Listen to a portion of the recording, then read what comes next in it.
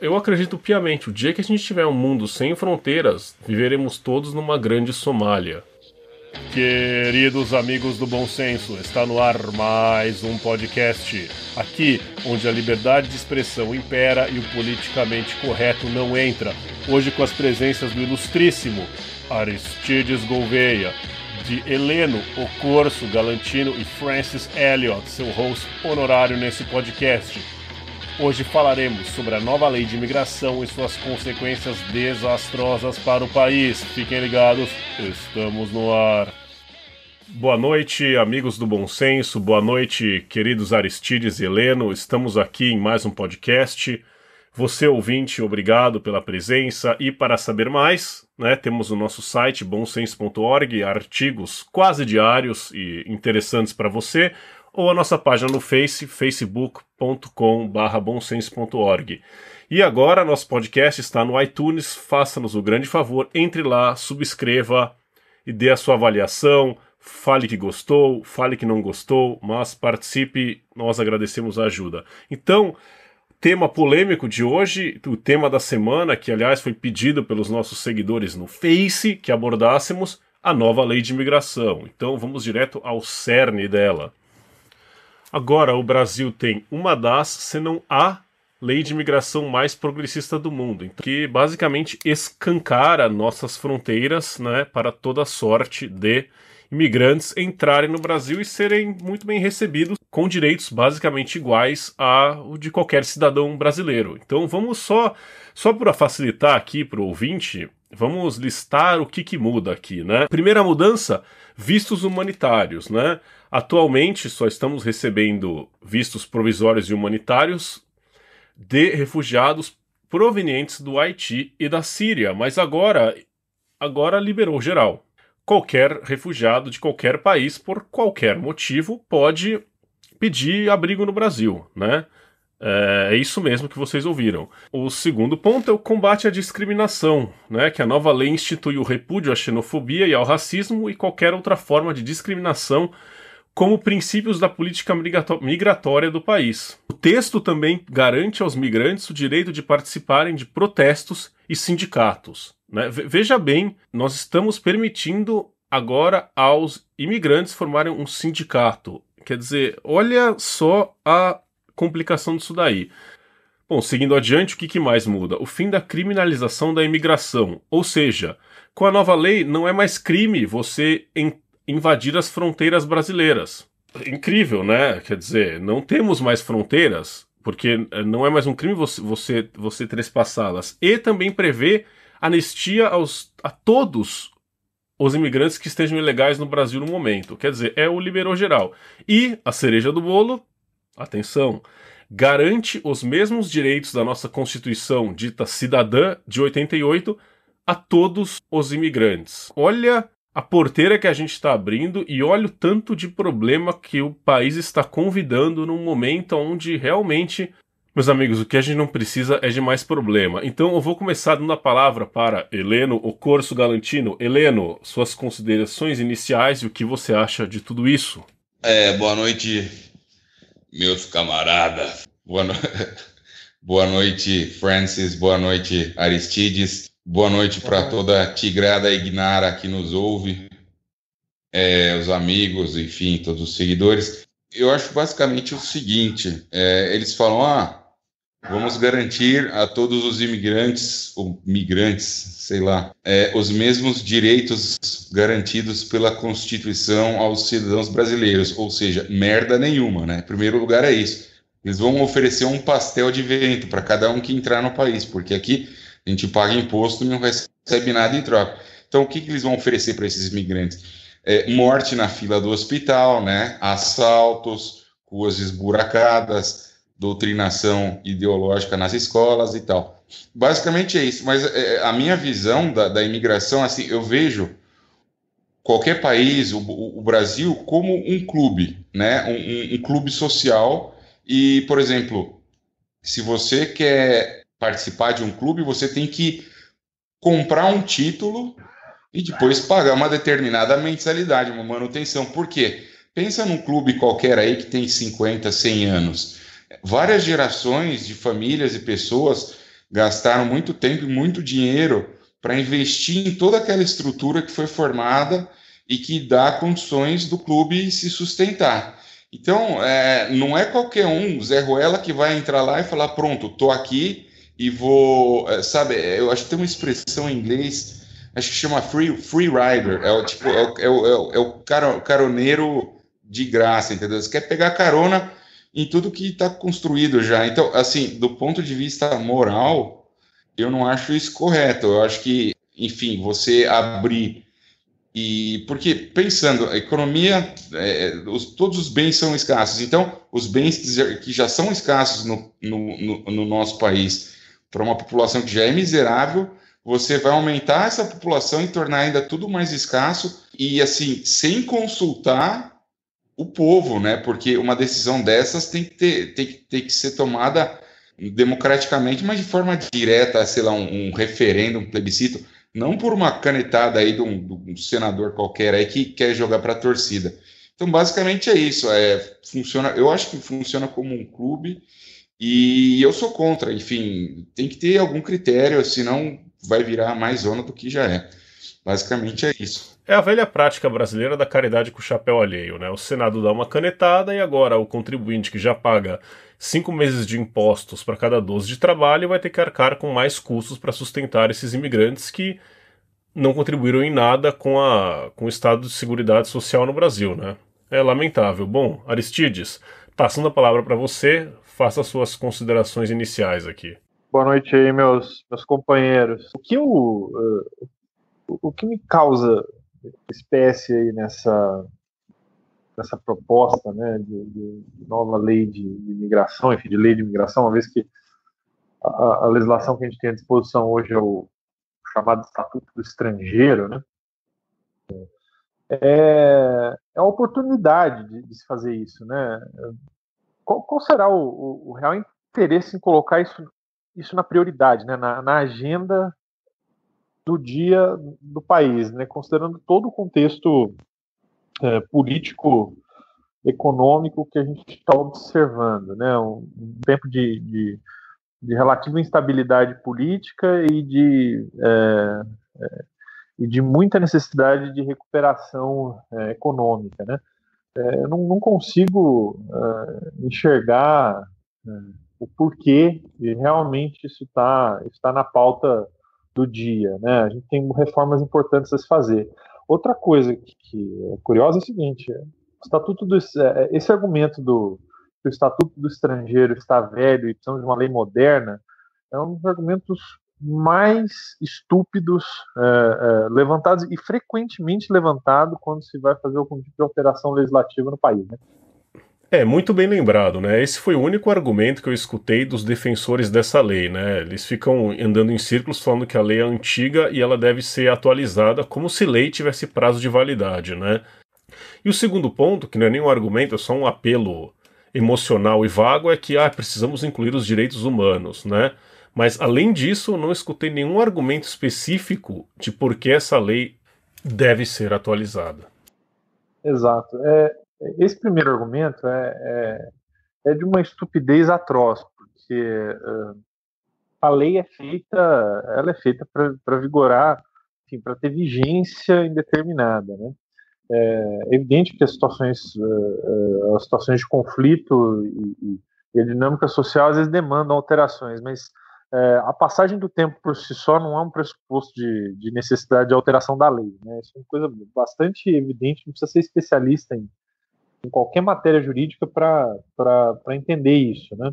Quem diz que uma lei é velha e, portanto, precisa ser modernizada, no mínimo atrai para si todo o ônus de comprovar em quais pontos ela está superada e necessita de modernização. E como você bem disse, Francis, eu não ouvi isso ser esmiuçado por ninguém, né? Não me consta que isso tenha sido debatido assim com maior exaustão, aí, com maior vagar por qualquer pessoa, qualquer especialista, enfim, qualquer segmento da sociedade. E esse outro argumento do precisamos aumentar o rol de direitos humanos, pelo amor de Deus, né? Como se, nem entrando no mérito daquilo que pode ou não ser considerado como um direito dentro do rol dos direitos humanos, né? Mas será que a gente não tem também prioridades para ampliação dos direitos humanos dos cidadãos brasileiros, né, antes de ficar admitindo imigrantes, ainda que o Brasil tenha uma tradição de acolhimento de imigrantes relativamente antiga, mas dentro sempre lembrando que dentro de situações históricas, sociais, econômicas muito bem definidas, né? O Brasil admitiu imigração europeia, né? Por exemplo, italianos, em períodos em que a Europa estava repelindo, né, os seus próprios cidadãos, por N questões relativas até a situações de miserabilidade que se verificavam em alguns países, algumas regiões de alguns países europeus. E o Brasil estava demandando mão de obra externa, um pouco mais qualificada, enfim. Bem lembrado esse ponto, Aristides, até porque muita gente, para defender essa lei, diz que o Brasil foi construído por imigrantes, mas nós temos que fazer uma distinção, né? Quando há 100, 120 anos atrás vieram os imigrantes italianos, japoneses, alemães para o Brasil, principalmente, eram imigrantes com alto QI, né, com alto nível de educação e com habilidades técnicas que faltavam no país, inclusive. Então vieram aqui e ajudaram a civilizar o Brasil, né?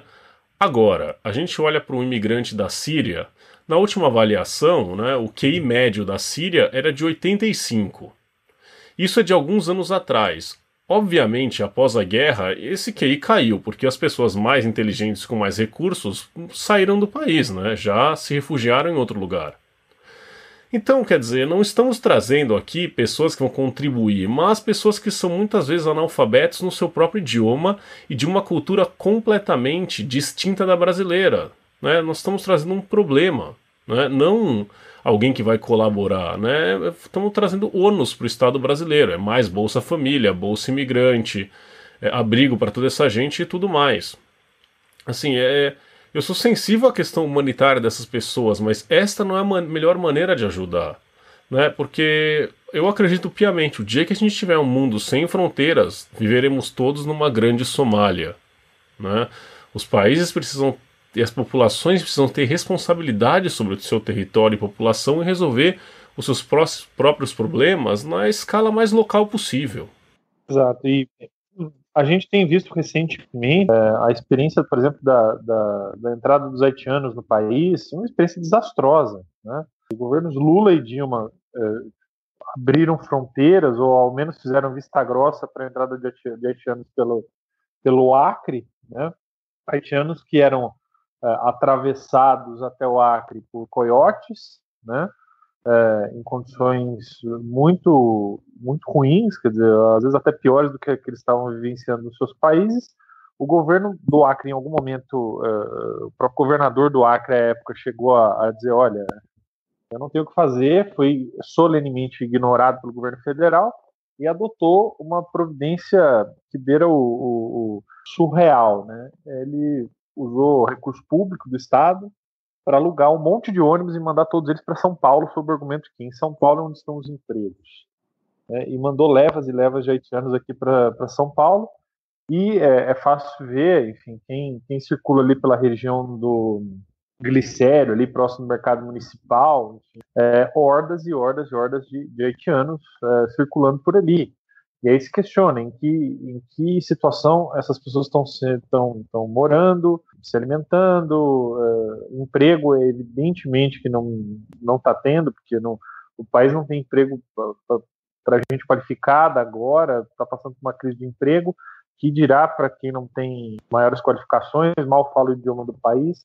E aí se vê ali na ruas ali, grandes grupos de haitianos, e aí eles estão localizados ali porque tem uma pastoral, a Igreja Católica mantém uma pastoral de imigração para imigrantes grande ali. Então tem grande concentração de haitianos, bolivianos, peruanos, todos ali naquela região central. E o caos vai se formando.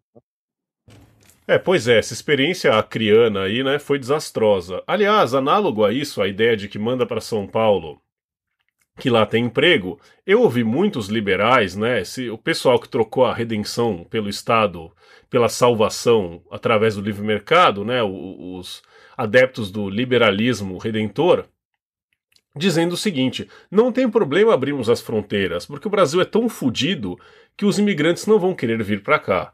Porque já temos aí 13 a 15 milhões de desempregados e não tem emprego aqui, então logo o mercado vai regular isso e os imigrantes não viriam. Esse é um dos argumentos mais ingênuos que eu já ouvi na minha vida e mais desconexos da realidade. Então, Helena, eu queria o seu comentário a respeito disso. Eu concordo. Pensando assim, num país que está com 13 milhões de desempregados, eu acredito que dois tipos de imigrantes estariam dispostos a vir para o Brasil. Ou quem está mais fudido que a gente, ou quem está extremamente mal intencionado. Eu acho que, né, sei lá, por ter um passado criminoso, enfim, qualquer coisa nesse sentido. E a gente estava vendo umas notícias aí, só para puxei aqui no Google, diz que a média do QI do brasileiro é de 84 a 89, a média. E isso quem fez esse estudo é aparentemente um dos maiores estudiosos do QI ao redor do mundo, chama Richard Lin, e basicamente ele viu que a média de QI de Singapura é 107, Barbados 78, então a gente está entre 84 e 89, não estamos tão longe da Síria, então. Só para dar um referencial do que isso significa, se eu não me engano, nos Estados Unidos o QI de 90 é o limítrofe para você poder entrar nas Forças Armadas. Ou seja, não estamos tão bem assim, né? Não, aí eu tô vendo as notícias também, poxa, quem que vai querer entrar aqui, né? Porque se tá uma merda, aí você fala, tem que estar pior.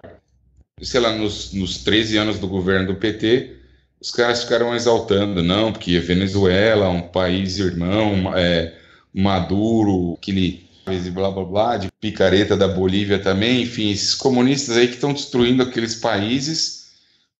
Agora tá quase uma guerra civil, ou não sei se está uma guerra civil na Venezuela, não tenho acompanhado, mas em 2016 parece que 16 mil venezuelanos pediram refúgio no Brasil por falta de condições humanitárias mínimas de se viver na Venezuela. Aí o governo concede, deixa esse povo entrar e fala, não, tudo bem, vem aqui, vocês são muito bem-vindos. Ou seja, então você pressupõe, tudo bem, o governo reconhece que esses caras estão se fudendo lá no país deles, o que você faz? Você olha para o país e fala, bom, isso aí é uma ditadura, não é uma democracia. Você está acabando com a oposição, você deu um golpe, fechou o Congresso, então eu vou romper relações diplomáticas com vocês até vocês arrumarem a sua casa aí. Aí, tudo bem, faria lógica, mas não, a gente, ao mesmo tempo que elogia um país que está fazendo um monte de besteira, a gente pega a população desse país e aceita como refugiado, porque eles não têm condições humanitárias mínimas lá, por culpa do governo. Então, é uma contradição absurda. Você fala, pô, sabe, não faz o menor sentido. Dos países mais próximos aqui, eu veria, enfim, o que eu veria na possibilidade de imigração? Ou é quem está mais ferrado que o brasileiro, que basicamente é venezuelano, boliviano, enfim, haitiano, alguns países ali da América Central. O pessoal das Farc talvez tivesse um grande interesse em entrar aqui, né? Para ter mais um canal aí nos negócios deles. Eu não sei o que o senhor Aloysio, que não é o Chulapa, tem. Enfim, ele quis jogar para a torcida, falar, vou fazer um projeto de lei para ganhar ibope com a mídia da Identity Politics, o pessoal da esquerda festiva, e falar, esse é um cara legal, ele é contra racismo, ele é a favor da diversidade.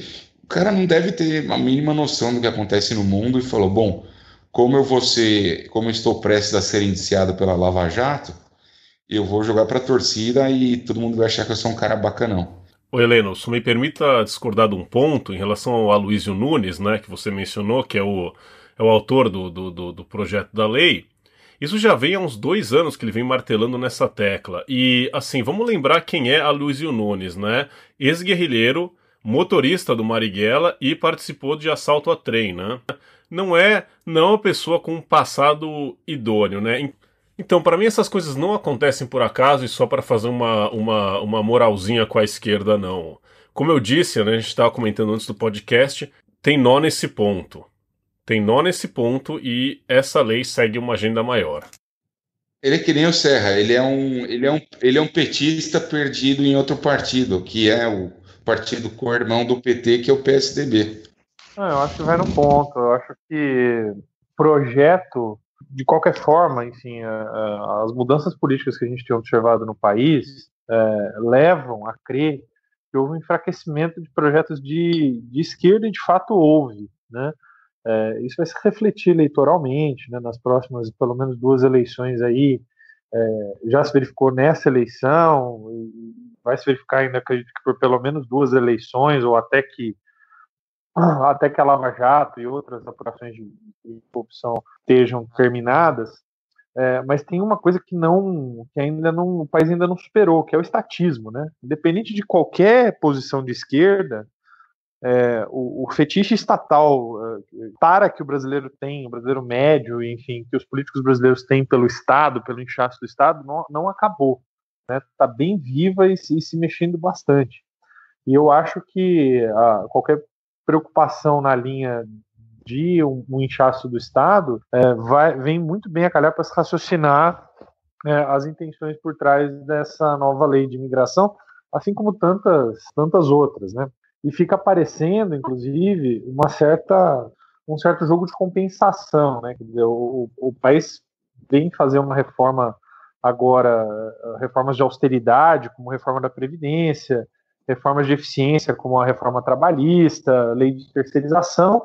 Parece que quando a gente está começando a ter as primeiras esperanças de que a gente vai ter um mercado privado um pouco mais racional e seguro, né, dentro de bases mais claras e sem muita participação do Estado, a gente volta a ter um refluxo de estatismo, né? Isso, com certeza, vindo hordas de imigrantes para o Brasil, isso vai onerar SUS, Previdência, isso onera todo tipo de projeto de moradia, educação, saúde. E o que me chama a atenção, Francis, é o seguinte: existe um princípio básico de direito orçamentário, né, de direito financeiro, que é que nos pode. Toda lei tem que ser precedida de um estudo orçamentário para que sejam indicados os recursos que vão fazer frente à execução daquela lei, né, a colocação dessa lei em movimento, em vigor. E considerando o tipo de dispositivo, de disposição que a gente tem visto aí nesse projeto de nova lei de imigração, eu estaria até curioso para ver quais são os pareceres das comissões ligadas a direito ao orçamento, enfim, a direito financeiro, para entender de onde vai sair o dinheiro para SUS, Previdência, educação, segurança, enfim, hospitais, casas de acolhimento e tudo mais para fazer frente a esse tipo de despesa que será gerada. E também não estou sabendo de nenhum estudo para procurar entender qual é a real demanda por migração no país. Quer dizer, considerando que amanhã o Brasil decida abrir fronteiras, ou mês que vem, que seja, há de haver um estudo que diga, né, qual que é a demanda de gente para entrar no país, né? Isso que eu creio que isso é bem possível de ser medido, né? E ninguém fala disso. Olha, Aristides, muito bem lembrado, acho que você tocou num ponto nevrálgico ali, que é qual o custo disso, né? Eu também não vi ninguém falar sobre isso ou qualquer cálculo a respeito. E, indo um pouco além, é o seguinte, não só não houve, eu acredito, um cálculo desse custo, né? Porque o Brasil adora criar, desde a Constituição de 88, as leis do saco sem fundo, né? São direitos que geram custos infinitos, né? Ilimitados. Então essa política de porteira aberta não só vai gerar um custo potencialmente limitado, como também, aliado a isso, não houve um estabelecimento de cota de imigrantes ou um estudo de quantas pessoas precisam imigrar para o Brasil ou quantas pessoas o país comporta aceitar, né? Até na União Europeia, com as políticas de portas abertas de lá, né? E a gente pode discutir depois todos os problemas, né, que a imigração muçulmana está causando lá, mas a Alemanha, a Suécia, até os países que receberam mais imigrantes e facilitaram isso mais, estabeleceram cotas. Porque é óbvio, a Alemanha não pode receber toda a população do Oriente Médio lá, né? Ou a Suécia, quer dizer, o que eles receberam já criou um enorme problema, né? Imagina se a coisa fosse limitada, né? Tanto que agora a Merkel já assumiu, né? Fez um meia-culpa falando do erro e que evidentemente, vieram muitos terroristas, né? Quer dizer, o óbvio, né? Era óbvio que isso ia ser usado como um cavalo de Troia para organizações islamistas terroristas para infiltrar gente na Europa. Quer dizer, é o óbvio ululante, né, do Nelson Rodrigues. Mas, enfim, até a Merkel, que era vamos dizer, a maior defensora dessa política, já começou a fechar a torneira e percebeu que isso não deu certo. Agora, o Brasil, de novo, né? É impressionante assim como o Brasil adora importar tudo que deu errado lá de fora, né? Já deu errado lá fora, bom, não, vamos trazer pra cá que agora a gente vai fazer dar mais errado ainda aqui, né? Então, isso faz um gancho pro meu próximo ponto, que é a questão da potencial entrada e aumento de atividades de terroristas islâmicos no Brasil, né? Eu ouvi muito palpiteiro por aí, né? Gente que não sabe o que tá falando, que diz, imagina que a ISIS vai vir fazer um atentado no Brasil, eles não têm o menor interesse nisso aqui e tudo mais. Bom, de novo, né? São pessoas que falam as coisas baseadas em sentimentos e opiniões abandonadas ao vento. Nunca se deram ao trabalho de ler sequer o que a ISIS propõe, né? O que é a ideologia do islamismo, né? É a ideia de dominar a terra e subjugar toda a população da terra ao Islã, né? O que quer dizer Islã? Islã quer dizer submissão. Então, é colocar toda a população terrena submissa ao Islã. Tá? É um projeto global. Logo, se é um projeto global, ele inclui o Brasil, porque da última vez que eu chequei, o Brasil ainda é parte do mundo, né? Pode ser que o Brasil não seja estratégico no momento? Pode ser. Mas mudando essa lei e abrindo as porteiras, passa a ser muito interessante. Alguns exemplos. O Brasil é um país com vasto território, vamos dizer, a economia pujante aqui, né, da América do Sul. Um país com vastas fronteiras extremamente porosas, quer dizer, uma excelente base de operação. Um país que você tem uma vasta população ali abandonada pelo Estado, né? Quer dizer, por que não vir e começar a estabelecer mesquitas nas favelas com dinheiro saudita, né?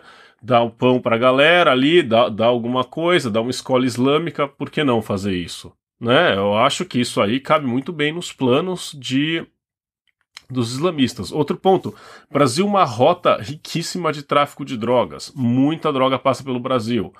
Bom, a gente já viu, né, a questão da Venezuela com o Irã, né, usando as linhas aéreas venezuelanas para fazer tráfico de droga e tráfico de armas, né? Venezuela é estratégica para os islamistas? É claro, eles já estão operando lá em conluio com o governo do Maduro. Isso já começou na época do Chaves. Então, quer dizer, o pessoal que vem falar disso, vocês estão viajando, ISIS no Brasil, esse pessoal que está viajando na maionese, né? Não entendem conjuntura internacional, não entendem as ameaças, não entendem nem, quer dizer, julgam a ISIS, pensam que a ISIS pensa com a cabeça deles, né? Não entendem projetos globais e globalistas de dominação, não sabem do que estão falando. De novo, a situação convida ao ladrão, né? Vamos ter as fronteiras mais abertas do mundo. Meu amigo, a ISIS estará operando no Brasil, já existem células, né? Isso aí sabido, ali na região de Foz do Iguaçu, começou lá na época da Al-Qaeda, já tinha células ali estabelecidas, essa atividade vai aumentar loucamente. Isso é evidente, né?